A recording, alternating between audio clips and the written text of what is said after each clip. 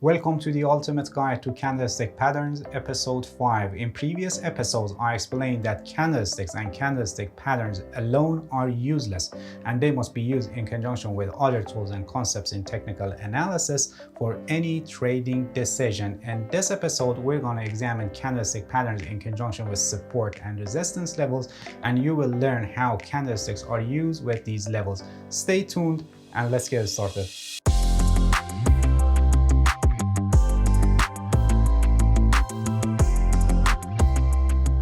Support and resistance levels are areas where the forces of supply and demand meet. There is a balance and a trade-off between forces of buyers and sellers in these levels.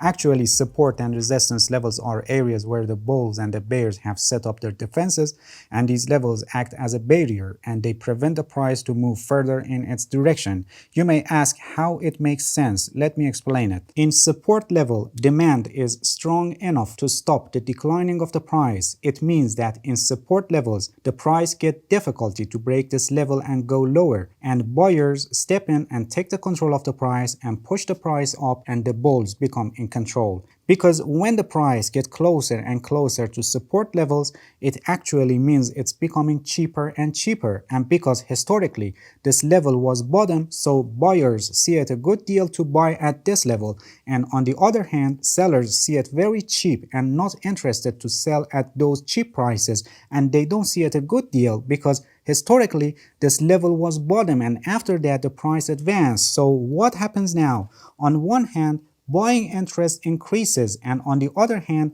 selling interest decreases at support level, and this means that demand becomes greater than supply, and this causes the price to go higher. This is how a support level prevents the prices to go lower. The same interpretation is applied for resistance level, but in the opposite direction. When the price gets closer to resistance level, it actually means it's becoming more expensive, and because historically this level was top and after that the price went down, so buyers don't show interest at this high price and they wait in hope of lower prices. And on the other hand, sellers see this level as good price and selling interest increases. So here supply becomes greater than demand, and this causes the price to go down, and this is how a resistance level prevents the prices to go higher.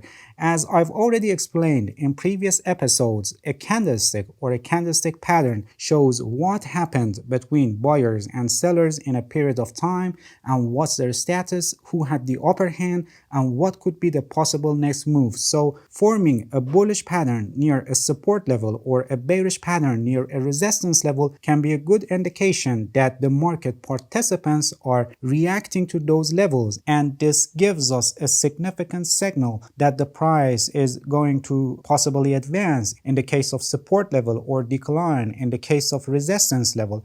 For example, on this chart, as you can see, we have an established trading range and traders are perfectly reacting to this support and resistance levels. So when we see the price is reaching to this resistance level, the first thing that comes to our mind is that the price is going to reverse after hitting this resistance level. One way to realize when this is going to happen is looking at candlesticks or candlestick patterns forming near these resistance level. If you remember from the previous episodes, I said that a candlestick or a candlestick pattern show what's the result of the battle between buyers and sellers in a period of time, and they also show what possibly could be the next move. Only possibility, nothing more. And that's why I said that they must be used in conjunction with other tools or concepts of technical analysis to give us a potentially higher probability forecast. So when we see a bearish candle like this shooting star that forms on the chart near resistance level, it tells us that the market participants are reacting to this resistance level.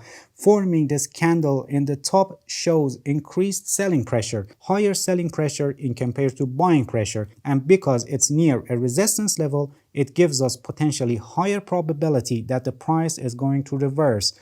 Or here, as you can see, dark cloud cover form on the chart, or here bearish engulfing pattern, and here again another bearish engulfing pattern. All these patterns are bearish and they show increased selling pressure, and they indicate that the bears are in control, and this is happening near a resistance level as we expect reversing of the price at these levels. So these bearish candles and patterns that show the behavior of buyers and sellers, they tell us that the buyers and sellers are reacting to this resistance level, and considering them together, I mean forming these bearish patterns near resistance level, gives us higher probability that the price may change its direction because we have signs of increased selling pressure in resistance level, which itself, the resistance level, is a barrier and prevents the price to go higher. And here near this support level, we have hammer and bullish engulfing patterns.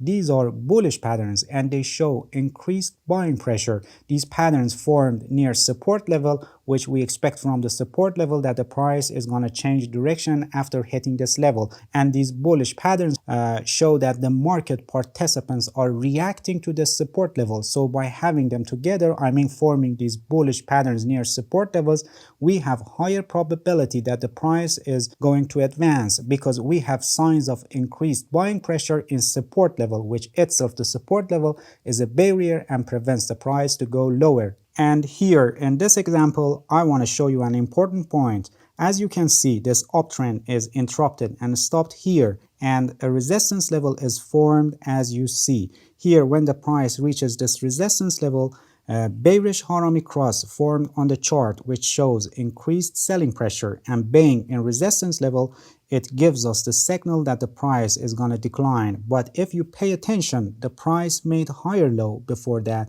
and the market has upside tendency.